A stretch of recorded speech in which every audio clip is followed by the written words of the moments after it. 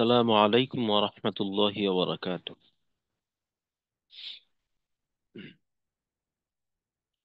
بسم الله الرحمن الرحيم.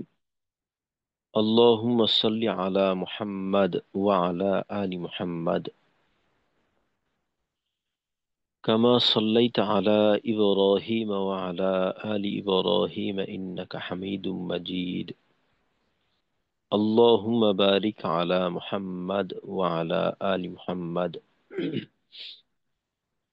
كما باركت على إبراهيم وعلى آل إبراهيم إنك حميد مجيد. ربي زدني علما. ربي زدني علما. ربي زدني علما.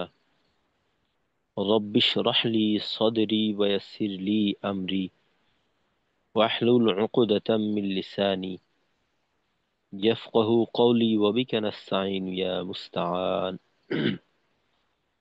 ربي يسر ولا تعسر وتمم علينا بالخير.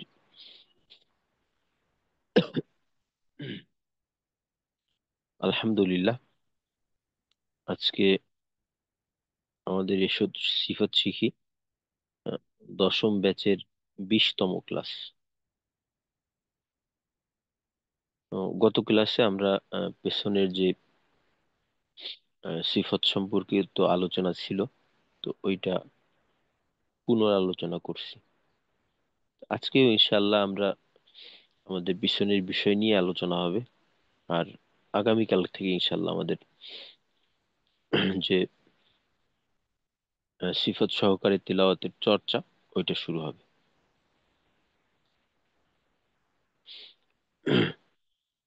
তো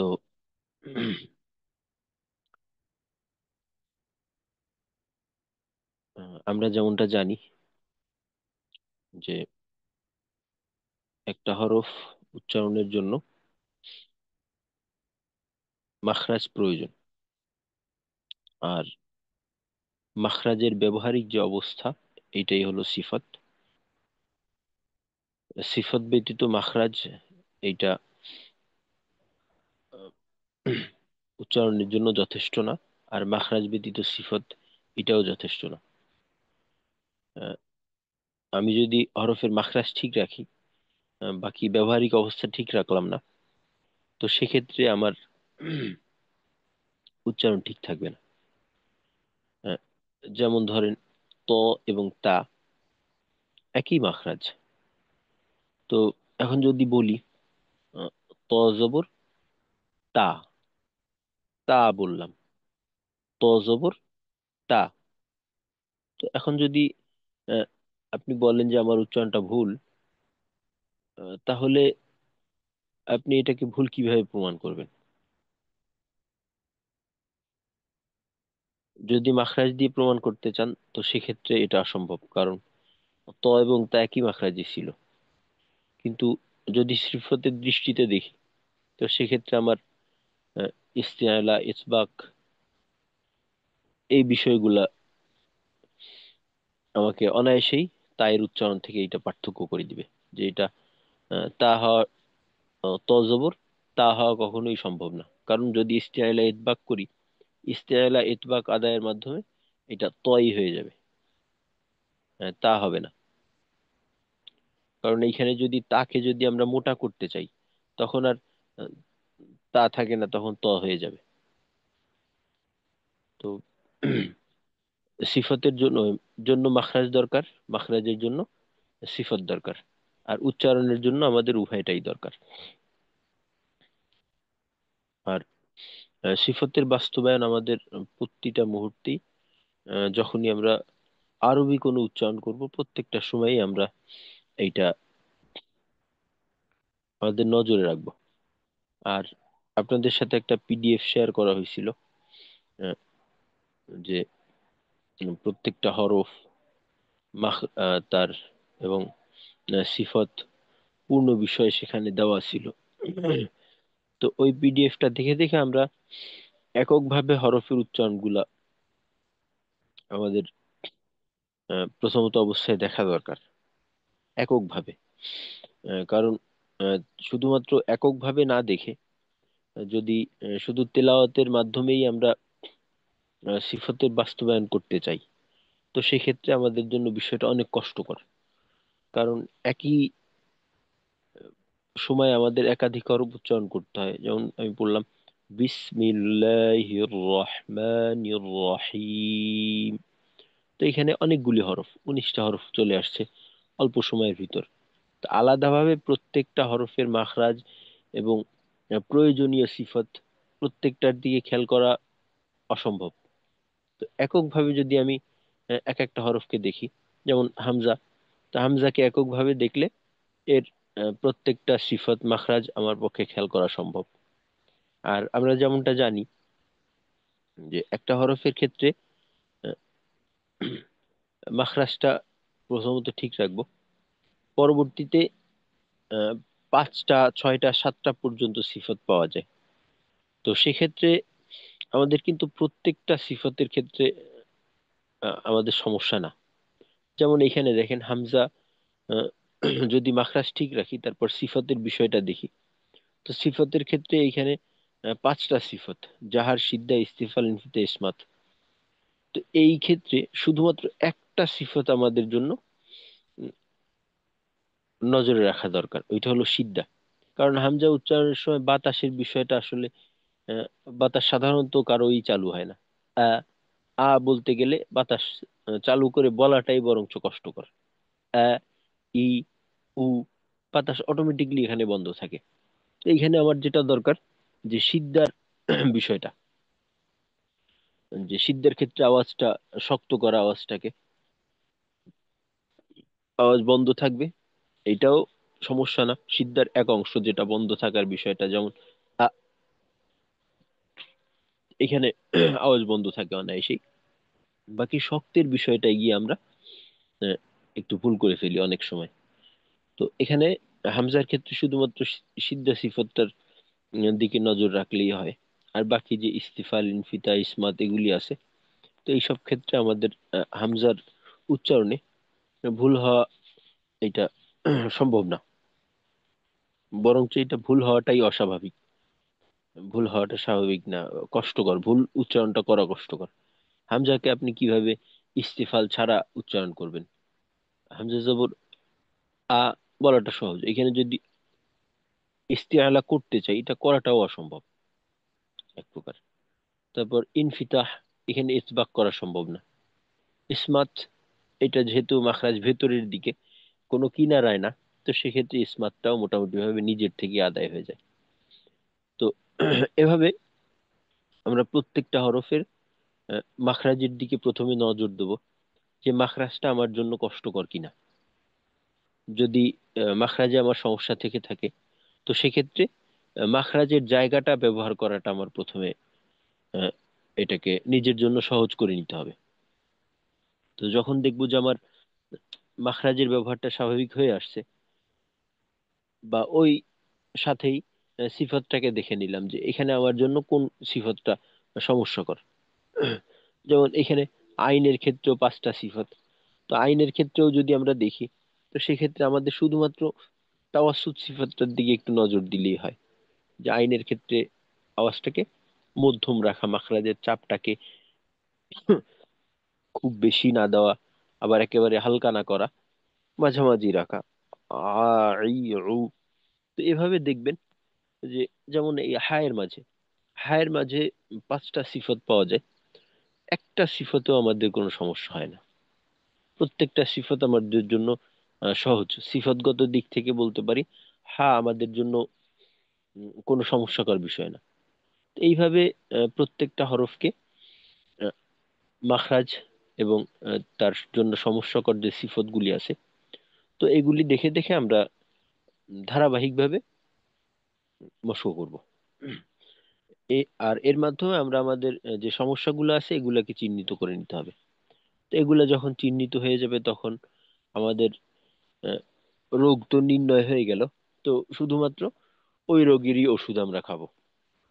তো সেক্ষেত্রে আমাদের জন্য উম, উচ্চারণটা সংশোধন করাটা একটা সহজ বিষয় হয়ে যাবে। অন্যথায় আহ, এইটা যদি একটা নিয়মতান্ত্রিক ভাবে না হয়, এলোমেলো হয়, তো দেখা যাবে যে আমি এলোমেলো ভাবে চর্চা করলে যে বিষয়টা আমার জন্য দরকার না সেইখানে আমার আহ, সময় দিতে হবে, সেইটাও আমার সময় নিয়ে নিচ্ছে। আর যদি সবকিছু ঠিক করে নিতে পারি, পরিকল্পিতভাবে হয়, তো সেক্ষেত্রে শুধুমাত্র যে সময় পাওয়ার গো সেই সময় পাবে। তো এইভাবে ইনশাল্লাহ আমরা খেয়াল করব। মেহেদি ভাই। জি, আসসালামু আলাইকুম ওস্তাদ। ওয়ালাইকুম আসসালাম। হুম, জি ওস্তাদ, ওই একটা বিষয় জানার জন্য যে হামজার আইনের উচ্চারণ তো মোটামুটি ধরতে গেলে কাছাকাছি, আবার দেখা যাচ্ছে যে হলকের একটা একটু নিচ থেকে একটা একটু উপর থেকে। তো সেই ক্ষেত্রে এই দুটার মধ্যে মূল পার্থক্য কি, যে একটা তাওয়াসসুতের আর একটা সিজদার, মানে একটা আওয়াজ বন্ধ হয়ে যাবে আর একটা আওয়াজ হালকা করে জারি থাকবে, মানে এটাই কি, মানে এই দুটোর মধ্যে মূল পার্থক্য? তাছাড়া তো বোধহয় আর আসলে সিফাতগত কোনো পার্থক্য নাই। আর মাখরাজের, এখানে জি, মাখরাজগত পার্থক্য তো আছেই, আছে, হ্যাঁ। মাখরাজগত যথেষ্ট পার্থক্য। একটা হলো জি, হলকের শুরু, আর একটা হলো হলকের মধ্যখান। তো হলকের জি, শুরু মধ্যখান এইটা কিন্তু কাছাকাছি না, এটা যথেষ্ট দূরত্বের। জি, একটা হলো আ, ই, উ, আর এটা হলো আ, রি, রু, আ, হুম, রি, রু। তো হলকের মধ্যখানটাকে আমাদের নিশ্চিত করতে হবে। আ, আ, রি, রু, এভাবে হবে। হুম।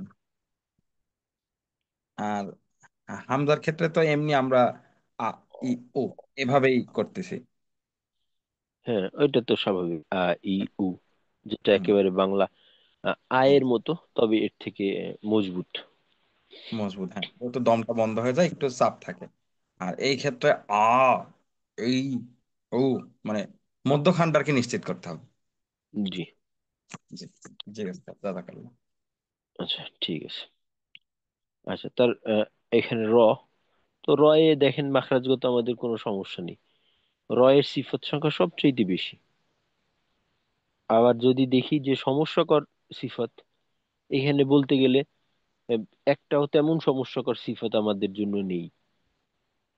একটু সচেতনতা থাকলেই, একটু সচেতন থাকলেই আমাদের জন্য সহজ, অথচ সিফত কিন্তু অনেকগুলা। তো এইভাবে খেয়াল করবো ইনশাল্লাহ। আর আরেকটা বিষয়, যে আসলে সাধারণত সিফতের আলোচনার ক্ষেত্রে এই যে আমরা 18টা সিফতের সঙ্গে পরিচিত হয়েছি, যে 18টা সিফতই বেশি গুরুত্বপূর্ণ। এছাড়াও আরো উম, দুইটা সিফত আছে।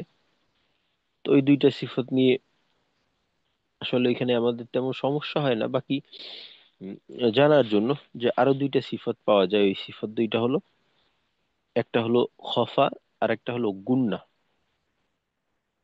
এইটা হলো সিফাতে লাজেমা গাইরে মুতাদাদ্দা। সিফাতে লাজেমা গাইরে মুতাদাদ্দা আমরা জানি যে 7টা। তো সেক্ষেত্রে সিফাতে লাজেমা গাইরে মুতাদাদ্দা হয়ে যাবে 9টা। একটা হলো খফা, আর একটা হলো গুন্না। এটা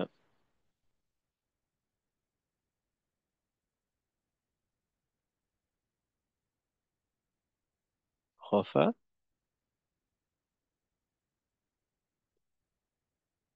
ও গুন্না। তো খফা আর গুন্না, গুন্নার হরফ হইল দুইটা। গুন্নার হরফ হইল দুইটা, নুন এবং মিম। আর এর কাজ হলো যে গুন্নার হরফগুলো উচ্চারণ হওয়ার সময় এর আওয়াজের প্রকাশ শুধুমাত্র মুখ থেকেই হবে না, নাকের থেকেও এর আওয়াজ কিছুটা প্রকাশ পাবে, যেটা কিনা আমাদের অনায়াসেই হয়ে যায়। অর্থাৎ আহ, যদি কেউ নাক চাপ দিয়ে ধরে গুন্ডা উচ্চারণ, নুন অথবা মিম উচ্চারণ করতে চায়, তো সেক্ষেত্রে কিন্তু দেখবেন যে উচ্চারণটা বিকৃত হয়ে যাচ্ছে। তখন হয়ে যায় নুন জবর না, এটা হয়ে যায় না, নি, নু, মা, মি, মু।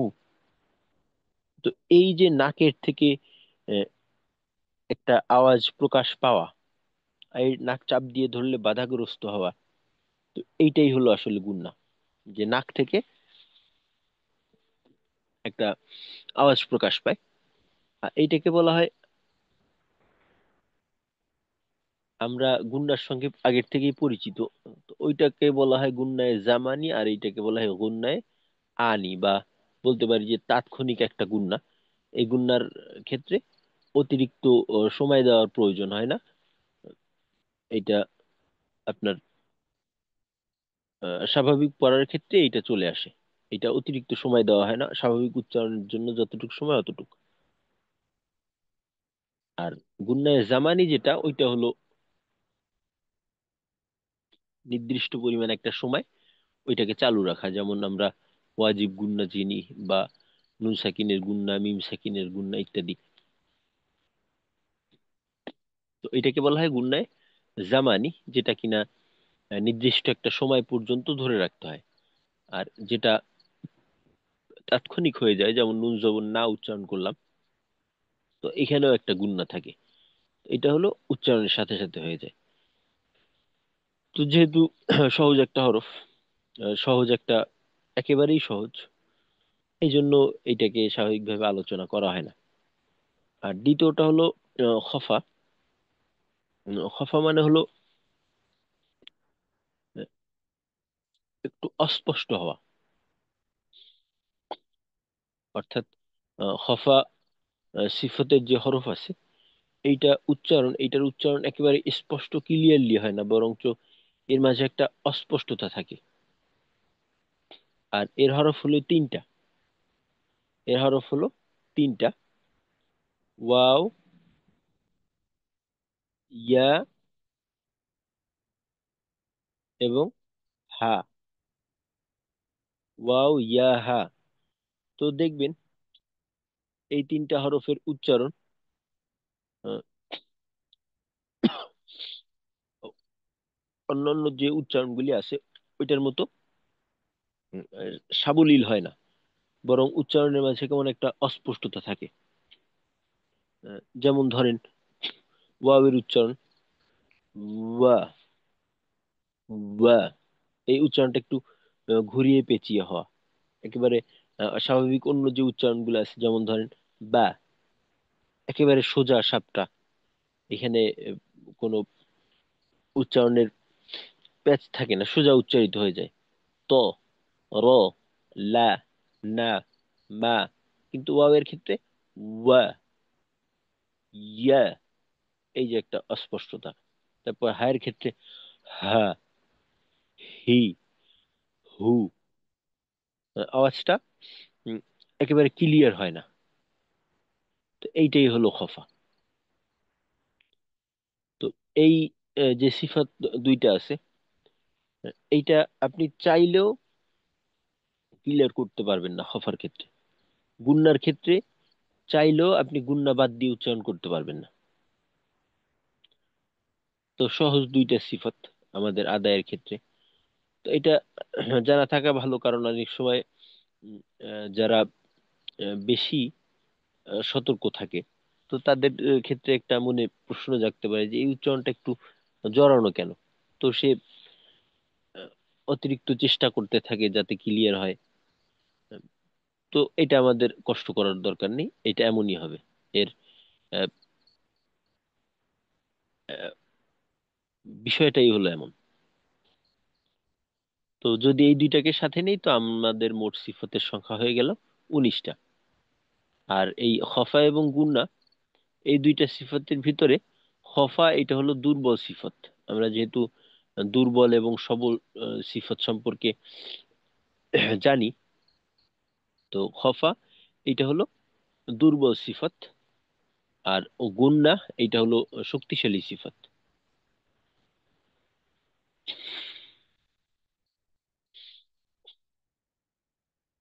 আচ্ছা, গতকালকে বলছিলাম যে আমরা একটু প্রশ্ন উত্তর করার চেষ্টা করব। তো আপনাদের পর্ব শুরু করার আগে আমি ওস্তাদ, নিজেই কয়েক, জি, জি আসসালামু বলেন। আলাইকুম। ওয়ালাইকুম আসসালাম। ওস্তাদ, আমার একটা জিনিস প্রশ্ন ছিল আর কি। জি, আমরা যখন হচ্ছে গিয়ে ওই যে ইকফার গুণনা করা শিখছিলাম, তখন কিন্তু আমরা হচ্ছে আং, মানে গুণনা করার সময় আং মানে অনুস্কারের মধ্যে হচ্ছে গিয়ে উচ্চারণটা করতে হবে। তো জি। তখন হয়তো বা যেহেতু শুরুর দিকে ছিলাম, তখন মাখরাজের ব্যাপারগুলো হয়তো বা এভাবে ইয়ে করা হয় নাই। তো আমি আং করতে যাচ্ছে কি জিহ্বার পিছনের অংশটুকু আর কি তালুর সাথে লাগাই দিতাম। তো আপনার ওই যে মাখরাজের যে নুনের ক্লাস যেটা করলাম আর কি আমরা, ওইখানে আপনি বলছিলেন যে হচ্ছে গিয়ে নুনের মাখরাজটা হবে হচ্ছে পরে যে তার কাছাকাছি চলে যাবে, কিন্তু তার সাথে লাগবে না। তো এই জিনিসটা যদি একটু উস্তাদ মানে আমার মানে ভুলটা যে হচ্ছে কোথায় একটু যদি একটু ধরাই দিতেন তাহলে মনে হয় একটু সুবিধা হইতো আর কি। তো উস্তাদ আচ্ছা। বুঝতে পারছে আমার সমস্যাটা আর জি, কি। জি, জি, জি। আচ্ছা, জিহ্বার গোড়াটা একটু উঁচু হওয়ার বিষয়ে যেটা বললেন, যে যেটা আগে করতেন, আবার নুনের মাখরাজ। তো ইকফার গুন্না যেটা আছে, এই গুন্নাটা অনুস্বারের মতো। এই বিষয়টা তো ঠিকই আছে, অনুস্বারের মতো। তবে সেক্ষেত্রে ইকফা গুন্নার ক্ষেত্রে যেটা হয়, যে ইকফার হরফ তো আমরা জানি যে অনেকগুলা, 15টা হরফ। তো ইকফার হরফ যদি আহ, নুনের মাখরাজের কাছাকাছি হয়ে থাকে, তো সেক্ষেত্রে যে কাজটা করতে হয়, উচ্চারণটা অনুস্বারের মতো ঠিক থাকবে, বাকি আমাদের অবস্থান করতে হবে গিয়ে ওই হরফের মাখরাজে। যেমন ধরেন, উম, যদি আমাদের আস্তাগফিরুল্লাহ, উদাহরণে এটা হয়,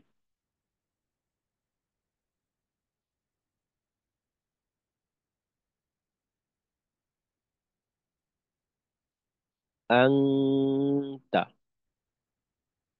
তো এই এই যে সময়টা আমি ধরেন আহ, 2 আলিফ পরিমাণ সময় গুণনা করলাম। আং, আওয়াজটার ধরন অনুস্বারের মতো। আহ, নাক থেকে প্রকাশ পাবে আওয়াজ, মুখও খোলা থাকবে, মুখের থেকেও প্রকাশ পায় কিছু অংশ। আর আমাদের আহ, অবস্থান করতে হবে গিয়ে তায়ের মাখরাজে। এই সময়টাই কিন্তু নুনের মাখরাজে থাকবো না আমরা। আমরা আহ, জিহ্বার আগা সামনের উপরের 2 দাঁতের গোড়ার সঙ্গে লাগানো থাকবে পরিপূর্ণভাবে। আবার ধরেন, এখানে যদি ফা থাকতো, যেমন ধরেন এখানে ধরেন আছে ফা, যেমন ফায়ের একটা উদাহরণ হতে পারে আনফুসাকুম।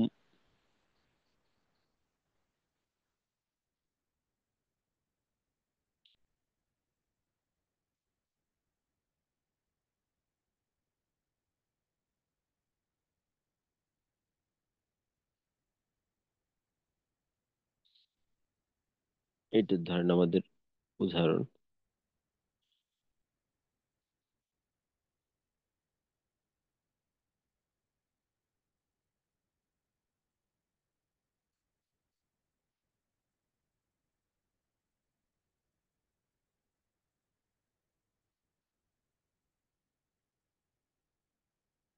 এই এখানে দেখেন, নুন সাকিনের পরে উম, ই আসছে, এই ফা আসছে। তো ইকফা গুন্না, ইকফা গুন্নার ধরন অনুস্বারের মতো আং। এই গুন্না চলমান যে সময়টা, এই সময়টা আমরা ফায়ের মাখরাজে থাকবো। সামনের উপরের 2 দাঁতের আগা নিচের ঠোঁটের পেটের সঙ্গে লাগাইয়া, তারপর আং ফুসাকুম, এভাবে গুণনা করতে হবে। আর এইখানে যদি ধরেন আহ, আমাদের ইকফার হরফ তো মোটা হরফও আছে। যেমন ধরেন সদ হলো ইকফার হরফ, সদ ইকফার হরফ। তো সদের নুন সাকিনের পরে যদি বা তানবিনের পরে যদি সদ আসে, তখন সদের মাখরাজে থাকতে হবে। আর যেহেতু সদে ইস্তিআলা ইতবাক সিফত পাওয়া যায়, ওই সিফাতের কাজটাও আমাদের আদায় করতে হবে গুন্না চলাকালীন সময়ে। এর মাধ্যমে যেটা হয় যে গুন্না মোটা পাতলা হবে, গুন্নাও কিন্তু মোটা পাতলা হয়। ইকফার হরফ যদি মোটা হয়, সেক্ষেত্রে গুন্নাটাও মোটা হবে। যেমন মনে করেন আহ, যে উম,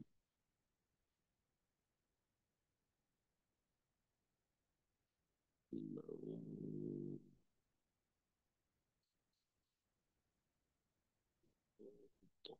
আচ্ছা ধরেন মিং ত মিং, একটা হলো মিং, মিং, মিং অনুস্বরটা ক্লিয়ার, মিং, মিং, এটা হলো অনুস্বর উচ্চারণ। তো এখন যদি ধরেন এরপরে ত আসছে, তো আমরা জানি ত ইকফা হরফ, তো এটা মোটা করে আদায় করতে হবে। তো আমার অবস্থানটা কি হবে গুণনা চলাকালীন সময়? ত এর মাখরাজে থাকবো, জিহ্বার গোড়া উঁচু হবে, জিহ্বার মধ্যখান তালুর দিকে থাকবে। তখন গুণনাটা মিং, এই পাতলা না হয়ে হবে মিয়ং, মিয়ং ত, মিয়ং ত। বা সদ হলে মিয়ং স, মিয়ং স, এরকম। জি জাহিদ ভাই, বিষয়টা বুঝাতে পারলাম কিনা? জি ওস্তাদ, বুঝতে পেরেছি। জাযাকাল্লাহ ওস্তাদ। জি, আসসালামু আলাইকুম। ওয়ালাইকুম আসসালাম। আস্তাগফিরুল্লাহ।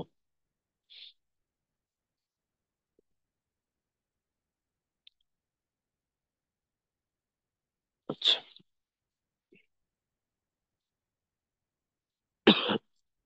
যে আমরা আহ, সিফাতের বিষয়ে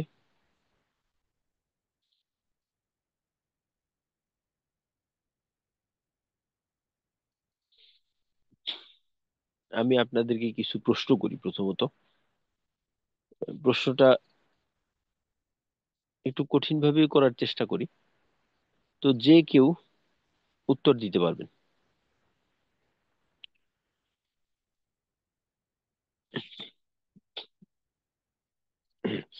আচ্ছা, আমরা তো ইস্তেআলা সিফাতের সঙ্গে পরিচিত, যে সদ্দ ত জ গইন খ কফ, এই সাতটা হরফ ইস্তেআলার হরফ। জিহ্বার গোড়া উপরের দিকে উঠানোর মাধ্যমে আওয়াজকে মোটা করতে হয়। তো এই সিফাতটা আদায় করলে আওয়াজ মোটা হয়, তো এইটা আমরা জানি। তো এখন প্রশ্ন হলো, আওয়াজ মোটা কি সর্ব অবস্থাতে একরকম হবে, নাকি এর পরিমাণে কম বেশি থাকে? যদি থেকে থাকে তাহলে এটা কত প্রকার?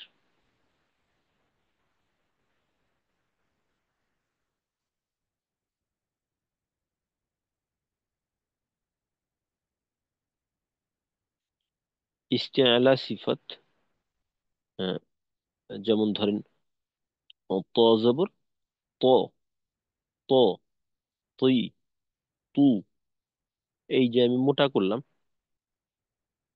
তো এই তটা কি সর্ব অবস্থাতে তো মোটা হবে, এই ক্ষেত্রে আমাদের সন্দেহ নেই। বাকি সর্ব অবস্থাতে কি একই রকম মোটা হয়, নাকি মোটা কম বেশি হয়? জি ওস্তাদ, আসসালামু আলাইকুম। সম্ভবত পাঁচ ওয়ালাইকুম প্রকার আসসালাম। জি, পাঁচ বলছিলেন। প্রকার। আচ্ছা, জি, মাশাল্লাহ। আচ্ছা, পাঁচ প্রকার কি কি বলতে পারবেন? আহ, প্রথম প্রকার আহ, মদের জবর, দ্বিতীয় প্রকার শুদ্ধ জবর, তারপরে পেশ, তারপরে হচ্ছে সাকিন, তারপরে মনে হয় জের। জি, মাশাল্লাহ, জাযাকাল্লাহ খাইর। হ্যাঁ, মাশাল্লাহ, ঠিক আছে। আহ, ইস্তেলার হরফে যদি জবর হয় এবং তারপর খালি আলিফ হয়, অর্থাৎ জবরের উচ্চারণ যদি মাদের সাথে হয়, এটা হবে সবচেয়ে বেশি। জি, মাশাল্লাহ জাহিদ ভাই। আচ্ছা, মেহেদি ভাইও বোধহয় উত্তর দিতে চাচ্ছিলেন দিতে। তো এই এই প্রশ্নের উত্তর দেওয়ার জন্য হাত উঁচা করার দরকার নেই, সরাসরি উত্তর দিয়ে দিবেন। জি ওস্তাদ, জি জি ইনশাআল্লাহ। আচ্ছা, উম, কলকলা সিফাত আমরা পড়ছি। তো কলকলার ক্ষেত্রেও কি সব সময় একই রকম কলকলা হবে, নাকি পরিমাণে কম বেশি? আসসালামু আলাইকুম। ওয়ালাইকুম আসসালাম। জি, তৌহিদুল ইসলাম ভাই। জি ওস্তাদ, কম বেশি হবে। তিন ধরনের কলকলা ইয়ে হবে।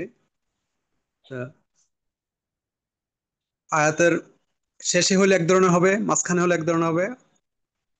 sorry, আয়াতের শেষে হলে দুই ধরনের হবে, আর আয়াতের মাঝখানে হলে কলকলার হরফ এক ধরনের হবে। জি। আয়াতের মাঝখানে হলে সবচেয়ে কম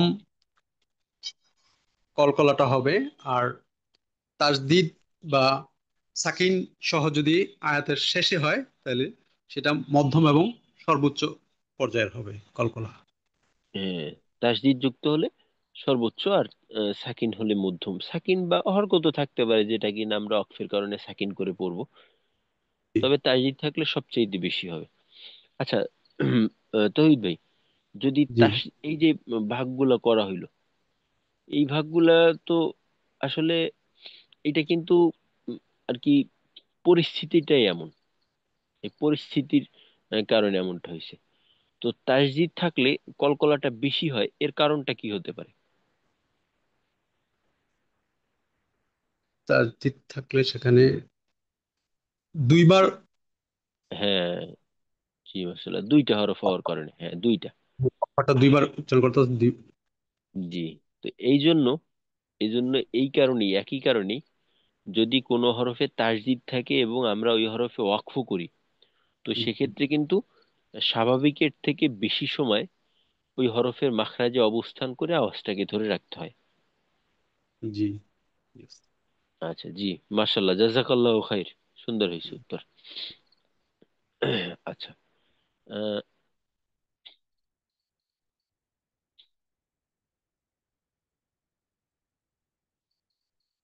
আস্তাগফিরুল্লাহ। আচ্ছা, আমরা তো মোট 18টা সিফত পড়লাম, আজকের দুইটা বাদ দেই, যেহেতু আজকেই পড়লাম এই দুইটা, খফা এবং গুন্না। তো 18টা সিফাতের ভিতরে যদি শক্তির বিচারে এদের মাঝে ভাগ করা হয়, তো সেক্ষেত্রে সিফাত কত প্রকার হতে পারে?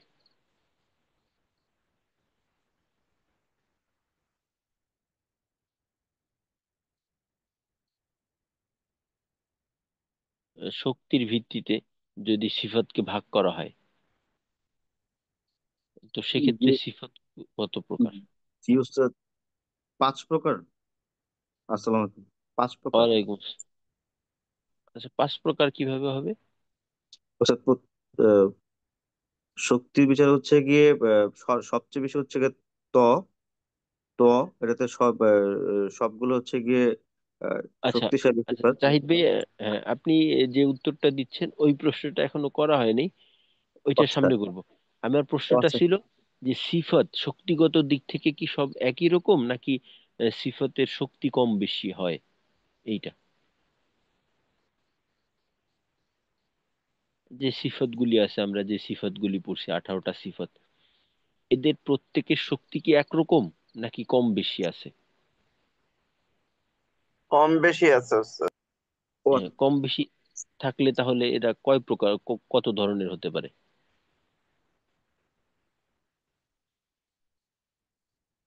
উস্তাদ, এটা কি যে দুইটা ভাগ যেটা বলছিলেন, যেমন হচ্ছে গিয়ে হামস হচ্ছে নরম আর জাহার হচ্ছে শক্তিশালী, ওইভাবে হচ্ছে গিয়ে আহ দুই হ্যাঁ, হ্যাঁ, দুইটা ভাগ। একটা হচ্ছে আচ্ছা, সম্ভবত 11টা, আর একটা হচ্ছে গিয়ে যেটা হচ্ছে গিয়ে 6টা। জি, জি, দুইটা না তিনটা ভাগ করা হয়েছিল। তিনটে, জি উস্তাদ। তিনটা। শক্তিশালী ছিল কিছু, দুর্বল ছিল কিছু, আর দুর্বল, মধ্যম, শক্তিশালী। হ্যাঁ মধ্যম ছিল। আচ্ছা, মধ্যম সিফত কয়টা খেয়াল আছে? মধ্যম। মধ্যম আচ্ছা, সিফাত মেবি একটা উস্তাদ। একটা না, মধ্যম সিফত ছিল হলো তিনটা। তাওয়াসুত, এটা হলো মধ্যম, তাওয়াসুত আচ্ছা। মধ্যম। আর বাকি দুইটা হলো ইজলাক ইসমাত। সিফাতে লাজেমা গাইর মুতাদাদ্দার যে শেষের ভাগটা আছে, ইজলাক ইসমাত, এই উভয় সিফতটাই হলো মধ্যম সিফত। আর এর সাথে হলো তাওয়াসুত, এই মোট তিনটা সিফত হলো মধ্যম সিফত। আর দুর্বল সিফত আছে কিছু। আচ্ছা, দুর্বল সিফত কয়টা কে বলতে পারবে?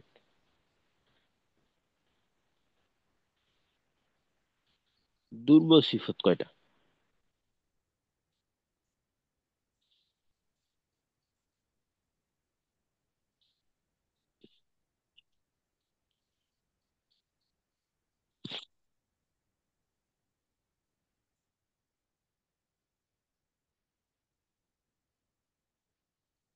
আচ্ছা, দুর্বল সিফত হলো তিনটা, ওই পাঁচটা। সিফাতে লাজেমা মুতাদাদ্দা থেকে হলো চারটা: হামস, রিখওয়া, ইস্তিফাল, ইনফিতাহ। হামস, রিখওয়া, ইস্তিফাল, ইনফিতাহ। আর সিফাতে লাজেমা গাইর মুতাদাদ্দা থেকে হলো একটা, লিন। এই পাঁচটা সিফত হলো দুর্বল সিফত। তো তিনটা পেলাম আমরা মধ্যম, আর পাঁচটা পেলাম হলো দুর্বল, এই আটটা। আর বাকি 10টা সিফত হলো শক্তিশালী। অর্থাৎ 10টা সিফত হলো আহ, জাহার, সিদ্দা, ইস্তিআলা, ইতবাক, তারপর সফির, কলকলা, ইনহেরফ, তাকরার, তাফাশি, ইস্তিতালা। এই মোট 10টা হলো শক্তিশালী। আচ্ছা, এখন প্রশ্ন হলো, যেহেতু সিফত হরফের ভিতরেই থাকে, তো হরফের ভিতর যে সিফতগুলি থাকে, তো আমরা জানলাম যে সিফত শক্তির বিচারে 3 প্রকার হতে পারে। তো এখন প্রশ্ন হলো, হরফ সিফাতের শক্তি বা দুর্বলতা এটা তো হরফের মাধ্যমে প্রকাশ পাবে, হরফের উচ্চারণে। তো সিফাতগত দিক থেকে হরফ কত প্রকার হতে পারে? সিফাতগত শক্তির ভিত্তিতে হরফ কত প্রকার হতে পারে?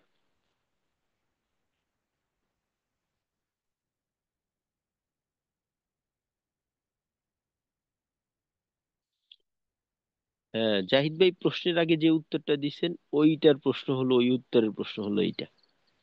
চিন্তা করতেছিলাম আর কি, আমি একটু পুরোটাই কনফিউশনের মধ্যে পড়ে গেছি তো, এই জন্য আর কোনো উত্তর দিতেছিলাম না আর কি। যে এইখানে হবে 5টা। যে সিফাতের শক্তির ভিত্তিতে হরফ 5 ভাগে বিভক্ত। একটা হলো যে হরফের মাঝে একটাও দুর্বল সিফত নেই, ওইটা হলো অধিক শক্তিশালী হরফ। যেটা হলো শুধুমাত্র একটা হরফই পাওয়া যায়, এটা হলো ত। ত যেহেতু সিফতগত দিক থেকে সবচেয়ে শক্তিশালী, তো এই জন্য কিন্তু তকে বলা হয় সাইয়্যিদুল হরুফ, অর্থাৎ হরফের সর্দার। এর মাঝে কোনো প্রকার দুর্বলতা নেই। তারপর যে হরফের মাঝে দুর্বল সিফত পাওয়া যায়, তবে দুর্বল সিফতের থেকে শক্তিশালী সিফতের সংখ্যা বেশি, ওইটা হলো শক্তিশালী হরফ। আর যে হরফের মাঝে দুর্বল এবং শক্তিশালী উভয় প্রকার সিফত পাওয়া যায়, এবং উভয়টার সংখ্যা সমান, কোনোটা বেশি বা কম না। দুর্বল সিফত যে কয়টা, শক্তিশালী সিফত ওই কয়টা। তো এই হরফটাকে বলা হবে মধ্যম মানের হরফ, সিফাতগত শক্তির ভিত্তিতে মধ্যম হরফ। আর যে হরফের মাঝে শক্তিশালী সিফত পাওয়া যায়, তবে শক্তিশালী সিফতের থেকে দুর্বল সিফতের সংখ্যা বেশি, ওইটাকে বলা হবে দুর্বল হরফ। আর যে সিফতের মাঝে একটাও শক্তিশালী সিফত নেই, ওইটা হলো অধিক দুর্বল হরফ। যেমন এই যে আমাদের সা, তারপর হা, হা, এই যে হরফগুলি আছে, এগুলি অধিক অধিক শক্তিশালী, অধিক দুর্বল হরফ।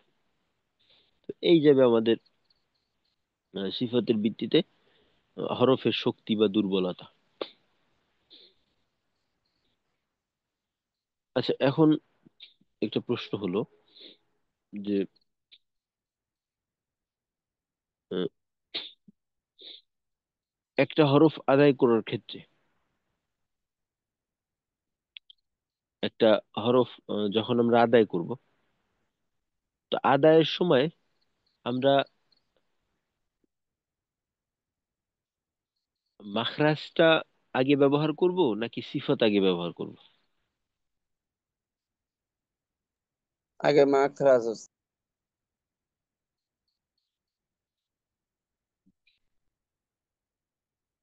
আচ্ছা, এর আরো উত্তর আশা করি আপনাদের থেকে। আরো যদি কেউ উত্তর দিতে চান দিতে পারেন। যে একটা হরফ যখন আমরা উচ্চারণ করব, উচ্চারণের সময় আগে আমরা মাখরাজ আদায় করব নাকি আগে সিফত আদায় করব?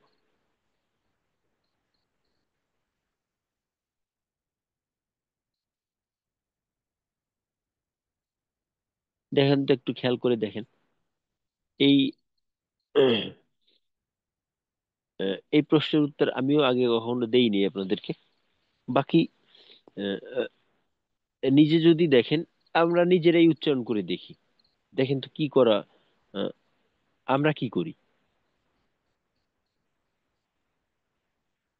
যেমন ধরেন, আহ, আমরা ফা আদায় করব, বা বলতে পারি যে এই আহ, ত আদায় করব। ত তো এই ত এর উচ্চারণের সময় আমরা ত এর মাখরাজটা আগে আদায় করব নাকি ত এর সিফতটা আগে আদায় করব? কি করি আমরা? যেমন করলাম ত, গ, ফা। তো মাকরাস আর সিফাত দুটো একসাথে উচ্চারণ হচ্ছে। জি, মাশাল্লাহ। হ্যাঁ, এইটাই, মাখরাজ আর সিফত দুইটা একসাথে। আমরা কিন্তু এই বিষয়টা আগে জেনে আসছি যে মাখরাজ আর সিফাত, আজকেও ক্লাসের শুরুতে বলছিলাম, মাখরাজ আর সিফাত এই দুইটা কিন্তু একটা আরেকটা থেকে আলাদা না। মাখরাজ ছাড়া সিফত এটা অচল, আর সিফত ছাড়া মাখরাজ অচল। আর এই দুইটা ছাড়া হরফ অচল। এই দুইটা হলো একটা আরেকটার সাথে এমন ভাবে মিশানো যে একটাকে আর একটা ব্যতীত আদায় করা সম্ভবই না। আপনি যদি মাখরাজ ব্যবহার করেন, তো মাখরাজের যে ব্যবহারিক অবস্থা, এইটাই হলো সিফত। এখন যদি আপনি মাখরাজের নির্দিষ্ট যে ব্যবহারিক অবস্থা আছে ওইটা ব্যবহার না করেন, তো সেক্ষেত্রে তো আপনার ওই মাখরাজের ব্যবহারটাই অর্থহীন হয়ে যাবে। যেমন ধরেন, দাল জবর দা, দাল জের দি, দাল পেশ দু, দা দি দু। তো এখন যদি এইখান থেকে আমি আহ, মাখরাজ ব্যবহার করলাম, কিন্তু দালের যে সিফত এইটা আদায় করলাম না। যেমন ধরেন দালের সিফত প্রথমত আছে, দালে বাতাস বন্ধ রাখতে হবে। তা আমি বললাম ধা, দা, ধি, ধু। তাহলে যদি বাতাস চালু রাখতে চাই, তো তখন কিন্তু দা বলা সম্ভব না, তখন ধা হয়ে যায়,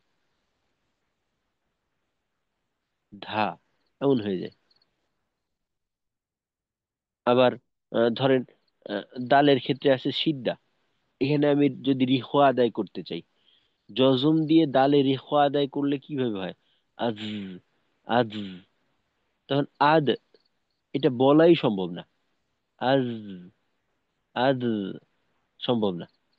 তো মাখরাজ আহ, যদি আমরা সিফাত বাদ দিয়ে আদায় করতে চাই, তো সেক্ষেত্রে মাখরাজের ব্যবহারটাই হবে একেবারে অযথা একটা ব্যবহার, এটা অর্থহীন হবে না।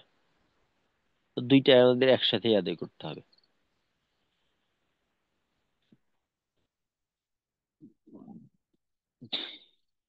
আচ্ছা, এখন আমরা আহ, তো জানি যে ইস্তিআলার হরফ সাতটা: সদ্দ, ত, জ, গইন, খ, কফ। তো এখন যদি বলি যে এই সাতটা হরফের ভিতর প্রত্যেকটা হরফের মোটার পরিমাণ কি সমান নাকি কম বেশি হয়?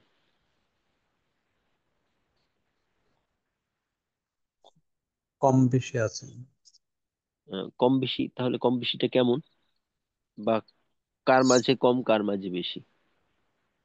সদ, দদ, ত, জ, কফ এই পাঁচটার মধ্যে বেশি, আর বাকি দুইটার মধ্যে কম তুলনামূলক।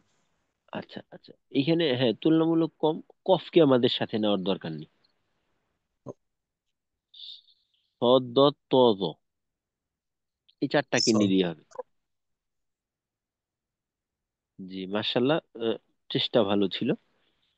যে সদ্দত্ততা, কারণ এদের মাঝে যেহেতু ইতবাক পাওয়া যায়, তো এই কারণে ইস্তিআলাটা জোরালো হয় আর কি। আর গইন, খ, কফ, এর মাঝে যেহেতু ইস্তিআলা পাওয়া যায় না, এজন্য এখানে জোরালো হয় না। আচ্ছা, জি। এখন একটা, জি, আচ্ছা একটা বিষয় দেখেন। ইতবাকের কাজ কি?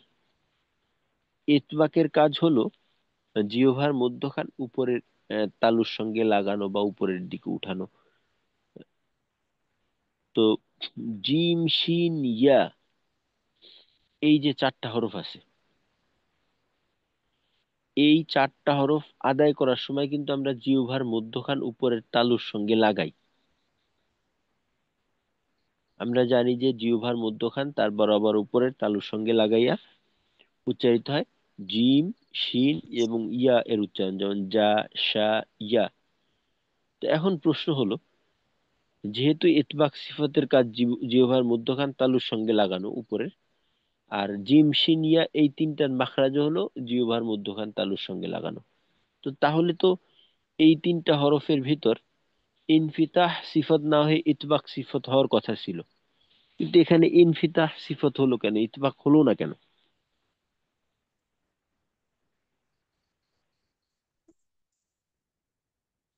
আমরা তো জানি ইনফিতাহ সিফতের হরফগুলো আদায়ের সময় জিহ্বার মধ্যখান নিচু রাখতে হয়, উপরের তালুর সঙ্গে না লাগায় নিচু রাখতে হয়।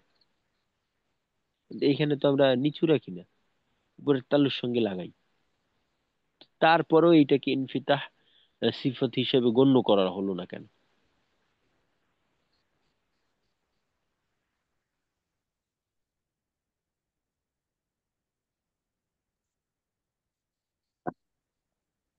জি ওস্তাদ, আসসালামু আলাইকুম। আমার যতটুকু মনে ওয়ালাইকুম আছে আপনি আসসালাম।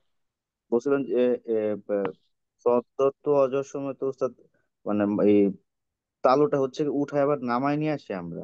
নামানোটার সময় হচ্ছে একটু আপনি বলছিলেন যতটুকু যে খেয়াল রাখতে হবে যে উচ্চারণের সময় যাতে হচ্ছে কি মানে পারফেক্টলি নামানো হয়। আর জিম শিন ইয়ার সময় তো উঠানোই থাকে, এটা নামানো হয় না। এটাই মানে আমার হিসেবে আর কি, আমি যতটুকু বুঝতেছি আর কি। আচ্ছা, এখানে আহ, উত্তরটা এভাবেও হতে পারে। এভাবে হবে যে আহ, জিম, শিন, ইয়া এর মাঝে জিহ্বার মধ্যখান লাগাই, কিন্তু ইতবাক হওয়ার জন্য শর্ত হলো ইস্তেআলা থাকা। যদি কোনো হরফে ইস্তেআলা না থাকে, সেক্ষেত্রে এই হরফে ইতবাক থাকা সম্ভব না। বুঝে আসছে? ইতবাকের শর্ত হলো পূর্ব শর্ত ইস্তেআলা সিফত থাকা। তো দেখেন সদ, দত, ত, জ এই চারটার মাঝে কিন্তু ইস্তেআলা সিফত আছে, আর এখানে ইস্তেআলা সিফত নেই। এই একটা বিষয়। আর আরেকটা বিষয়, জিহ্বার মধ্যখান উপরের তালুর সঙ্গে লাগাইতে হবে জিম, শিন, ইয়ার ক্ষেত্রে। তো এইটা হলো মূলত আমরা মাখরাজগত কারণে লাগাই, সিফতগত কারণে না। তো যেহেতু এটার মাখরাজি এইটা, আর এইটা মাখরাজগত কারণেই করা হচ্ছে, এই একটা বিষয়। আরেকটা হলো ইস্তেআলা সিফত নেই, সুতরাং এখানে জিহ্বার মধ্যখানটা উপরের তালুর সঙ্গে লাগাই, তারপরেও এটাকে আহ, ইসবাক সিফত হিসেবে গণ্য করা হবে না, ইনফিতাহ এইটা হবে আর কি। আচ্ছা, জি, মাশাল্লাহ।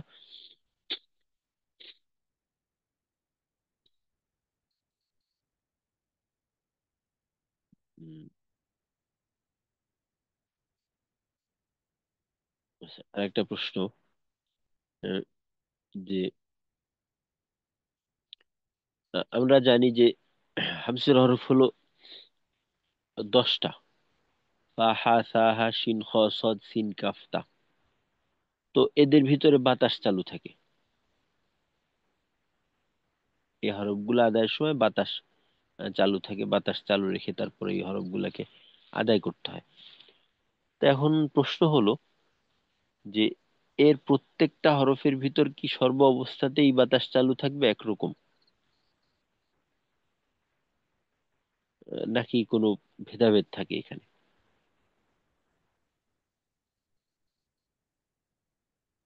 আসসালামু আলাইকুম হুজুর।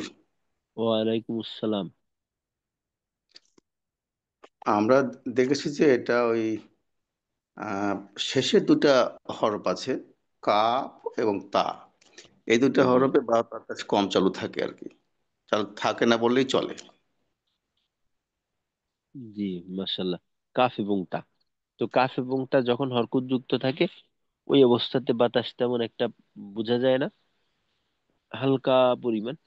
যেমন খা, খা তো বলা হয় না, কা, তা, তো হালকা পরিমাণ একটু বের হতে পারে। তবে এইটা স্বাভাবিকভাবে হামস বোঝাই যায় না। শুধুমাত্র যখন জজম থাকে ওই সময়টায় এইটার বাতাস কিছুটা বোঝা যায়, যেহেতু এটা আলাদাভাবে উচ্চারণের শেষে গিয়ে মাখরাজ থেকে পৃথক হওয়ার সময় একটু বাতাস বের করতে হয়, যেমন আক, ইক, উক, এভাবে। এই দুটো হরফ আবার সিদ্ধারও হরফ। হ্যাঁ, সিদ্ধার হরফ। এই সিদ্ধার হরফ হওয়ার কারণেই এর সাথে একটা সমস্যা তৈরি হয়।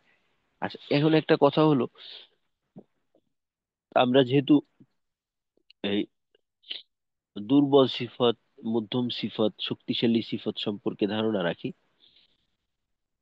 একটা হরফে যদি দেখা গেল যে একটা শক্তিশালী সিফত পাওয়া যায়, এর সাথে একটা দুর্বল সিফত পাওয়া গেল, প্রথম সিফতটা শক্তিশালী, দ্বিতীয় সিফতটা দুর্বল, তো এর মাধ্যমে যেটা হয়, দুর্বল সিফতটার মাঝে কিছুটা শক্তি সঞ্চার হয়, আর শক্তিশালী সিফতের মাঝে কিছুটা দুর্বলতা চলে আসে।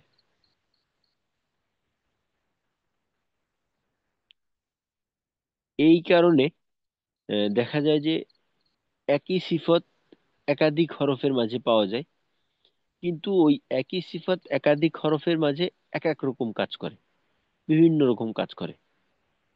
কোনো হরফের মাঝে দেখা যায় যে এর কার্যকারিতাটা জোরালো থাকে, কোনো হরফের মাঝে দেখা যায় এর কার্যকারিতাটা কিছুটা শিথিল ধরনের থাকে।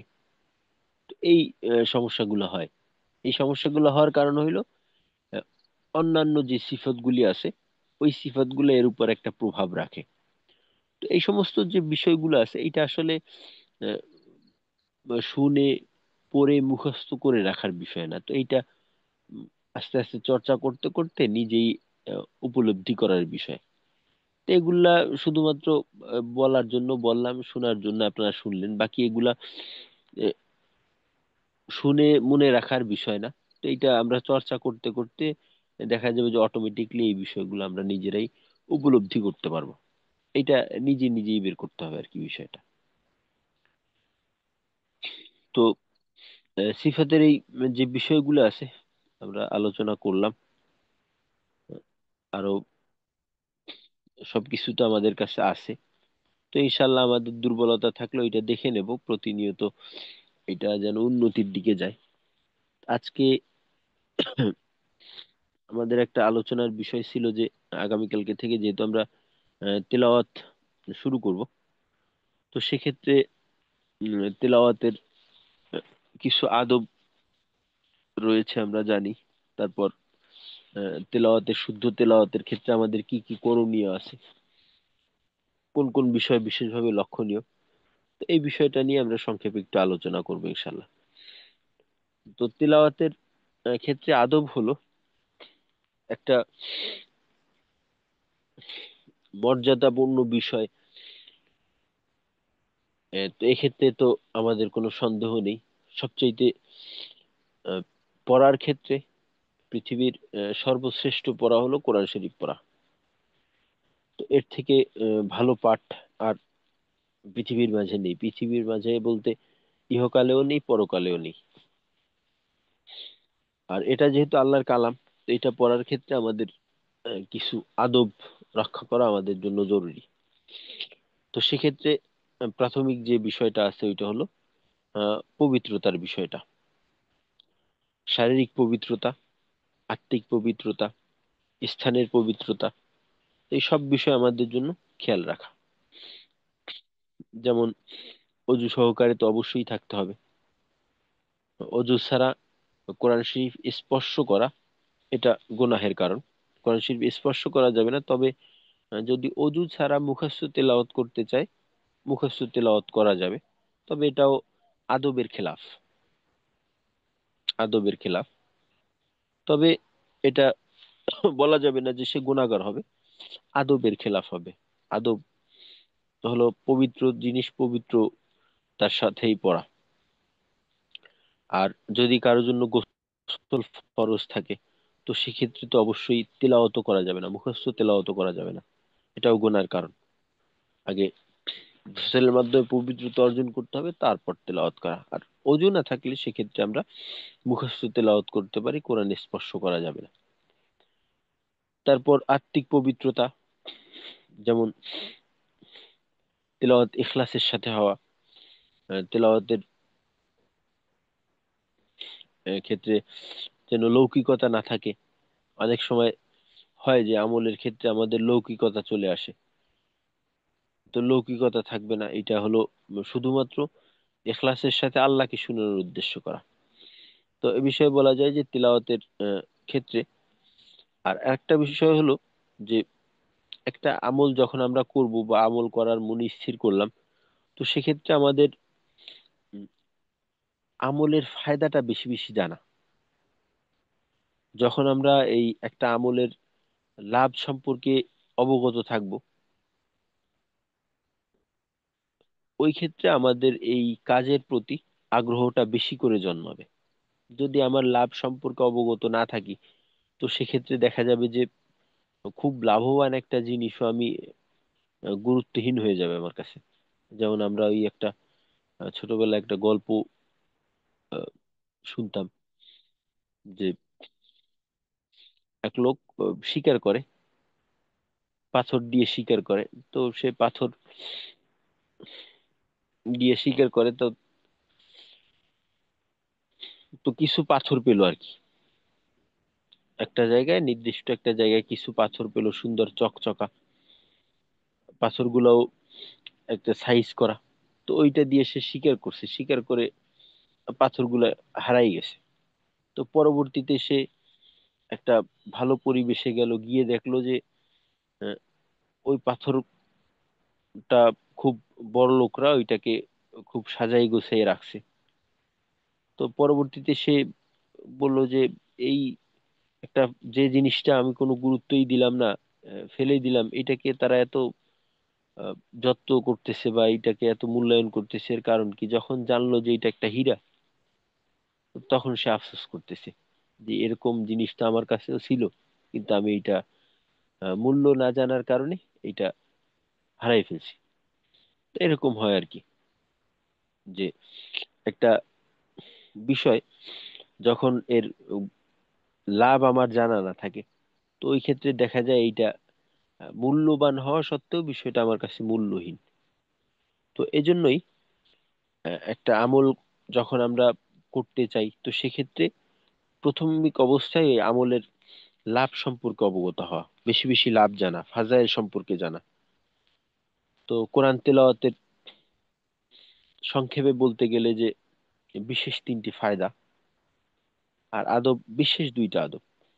পবিত্রতা, এই বিষয়টা তো অবশ্যই থাকবে, যে আমি যে পরিবেশে তেলাওয়াত করব, পরিবেশটা আহ, তেলাওয়াতের মুয়াফিক হওয়া, যে খুব এমন পরিবেশে তেলাওয়াত করলাম যে পরিবেশটা আসলে যে মানুষ গল্প গুজব করতেছে আহ, বা আড্ডা দিতেছে, তো এরকম একটা পরিবেশে তেলাওয়াত করলাম, তো এখানে একাগ্রতাটা ঠিক রাখাও মুশকিল। আর কোরআন তেলাওয়াতের অবমাননাও হয়ে যায়। তো সেক্ষেত্রে ভালো পরিবেশে তেলাওয়াত করা। তো বিশেষ তিনটে ফায়দা হলো যে কোরআন শরীফ তেলাওয়াত করলে আহ, দিলের জং দূর হয় এবং দিল পরিষ্কার হয়। তা আমাদের যত সমস্যা সব কিন্তু আমাদের এই দিলের কারণে, আমাদের অন্তরের কারণে। তো এই অন্তরের যে জং আছে, এটা দূর হয়, অর্থাৎ এইখানে যে কালিমাগুলি আছে, এখানে যে ময়লা আবর্জনা আছে, এইটা দূর হয় এবং দিল পরিষ্কার হয়। একটা ময়লা আবর্জনা যুক্ত জায়গায় যদি ভালো কিছু রাখা হয়, তো সেক্ষেত্রে এই ভালো জিনিসটাও নষ্ট হয়ে যায়। আর ভালো জায়গায় যদি কিছু রাখা হয়, ভালো জিনিস রাখা হয়, তো এটা ভালো থাকে। তো তেলাওয়াত করলে প্রথমত আমাদের দিলের যে খারাপ গুলো আছে এটা দূর হবে। আমাদের নফসে আম্মারা যেটা আছে, যে খারাপ নফস আছে, নফসের যে কুপ্রবৃত্তিটা যেটা আছে, এটা দমন থাকে। এ একে শায়েস্তা করা হয় তেলাওয়াতের মাধ্যমে। তেলাওয়াত করলে সে দুর্বল হয়ে যায় এবং ভালো প্রবৃত্তি যেটা এটা জাগ্রত হয়, দিল পরিষ্কার হয়। আর একটা ফায়দা হলো কোরআন তেলাওয়াত করলে আল্লাহ রাব্বুল আলামিনের সাথে মহব্বত বৃদ্ধি পায়। হ্যাঁ, এবং আল্লাহ রাব্বুল আলামিনের নৈকট্য লাভ হয়।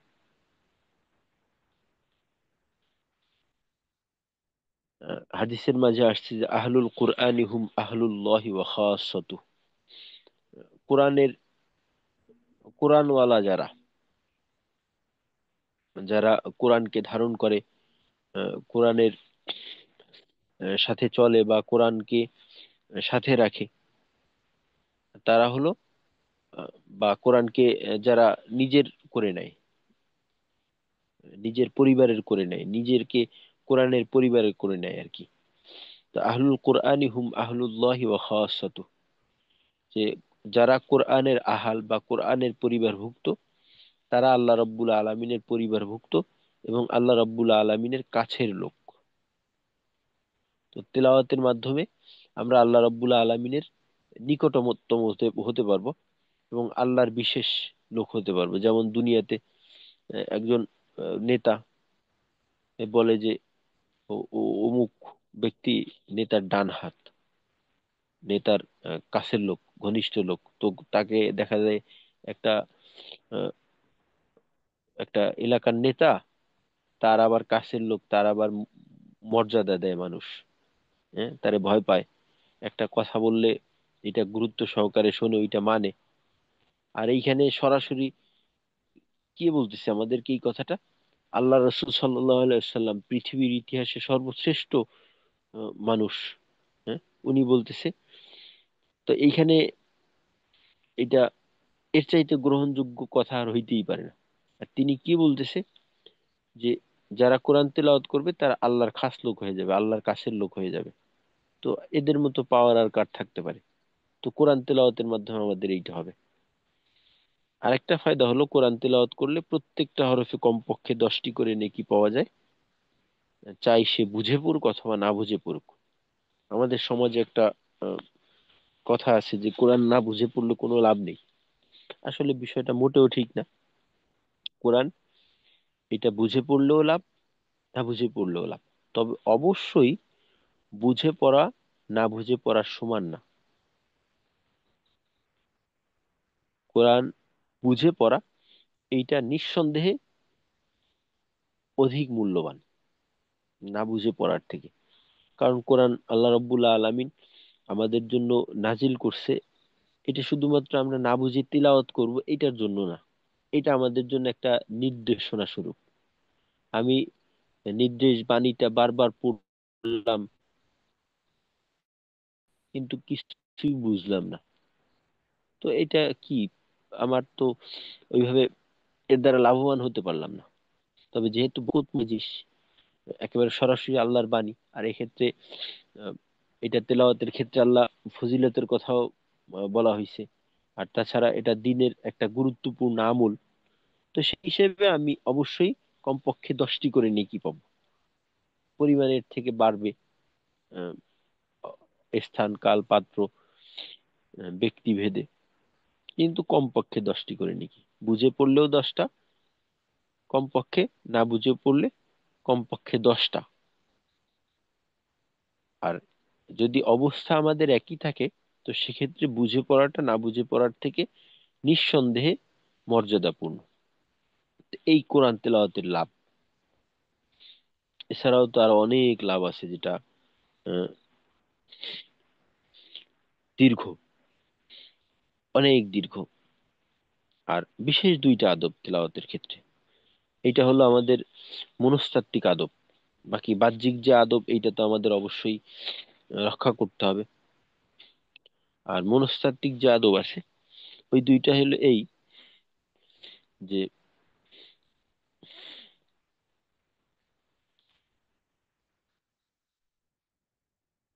আহ, একটা আদব হলো শ্রোতাদের জন্য, আর একটা আদব হলো তেলাওয়াতকারীর জন্য।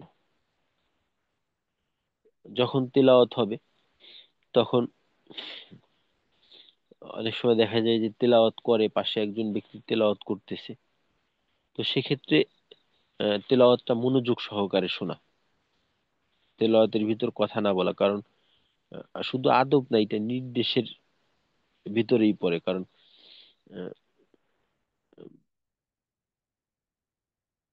আহ, কোরআনের মাঝেই বলা আছে যে যখন কোরআন তেলাওয়াত করা হয় তখন চুপ থাকতে হবে এবং শুনতে হবে, তেলাওয়াত শুনতে হবে। তো মনোযোগ সহকারে শোনা, কোনো কথাবার্তা বা অন্য কোনো কাজে লিপ্ত না হওয়া যদি ওই পরিবেশ থাকে। আর আরেকটা হলো তেলাওয়াতকারীর জন্য আদব, বিশেষ আদব, যে তেলাওয়াতকারী মনে মনে এই খেয়াল করবে যে আল্লাহ তাআলা রব্বুল আলামিন বলতেছেন যে পড়ো, দেখে আমার কালাম কত সুন্দর করে পড়তে পারো। এটা আল্লাহর পক্ষ থেকে নির্দেশ, তাই আমি একমাত্র আল্লাহ রব্বুল আলামিনকে শুনানোর উদ্দেশ্যে তেলাওয়াত করতেছি। তো খেয়ালটাই যে আল্লাহ রব্বুল আলামিন বলতেছেন যে পড়ো, দেখে আমার কালাম কত সুন্দর করে পড়তে পারো। এই নির্দেশ অনুযায়ী পড়ার চেষ্টা করতে হবে আমার। এইটা হলো মনস্তাত্ত্বিক আদব।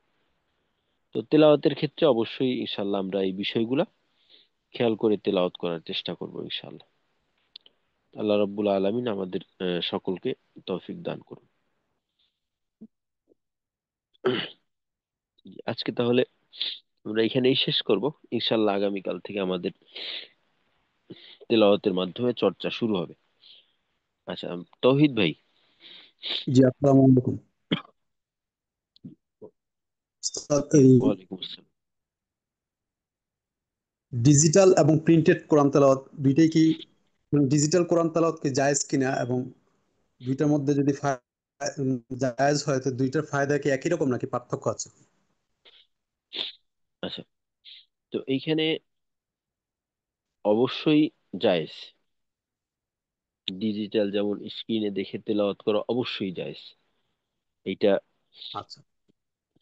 আর সেক্ষেত্রে এইখানে কিছু বিষয় থাকে, যেমন ডিজিটাল যেটা আছে এটাকে বলা হয় যে সরাসরি মুসাহাফ, যেটা সরাসরি কোরআনের জি কপি, যেটা এইটাকে অজু ছাড়া স্পর্শ করা অবশ্যই যাবে না। বাকি জি যেটা ডিজিটাল যেটা আছে এইটা অজু ছাড়া স্পর্শ করা যেতে পারে, তাও উম, আদবের খেলাফ। কারণ এইটা এটা তো আসলে একটা উম, আমরা যেটা বুঝি বা আমাদের ওস্তাদরা যেটা বলছে যে এই ডিজিটাল যেটা আছে এটা তো আসলে একটা রিফ্লেকশন মাত্র, একটা জি উম, আলো, হ্যাঁ, আলোর রিফ্লেকশন, এই ধরনের কিছু। এটা বাহ্যিক বা বাস্তবিক কোনো বিষয় না।